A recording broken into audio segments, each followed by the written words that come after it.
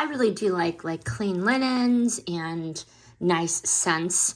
I picked up this Pear Blossom Agave linen and room spray. I like that it's a 16-ounce bottle, feels substantial. I like the packaging, looks sleek and very simple. I like the logo. Now let's talk about the scent. The first spray gave a fresh, bright scent that really did feel more upscale than a typical kind of air freshener. It was light, it was crisp. The fragrance was a combo of like pear and citrus notes that really did make the room feel instantly refreshed. I like that it's safe for fabrics. I always mist my bedding and pillows because I do like a fresh, nice scent.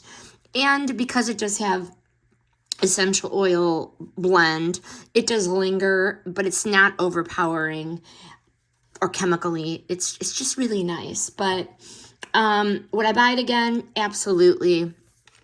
I like the size of the bottle, 16 ounces.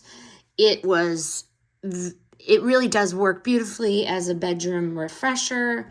And this Pear Blossom Agave scent is soothing yet clean. And my room felt like that boutique hotel feel. I'm going to keep using this as part of my regular bedtime routine, and I would definitely repurchase. Highly suggest and recommend.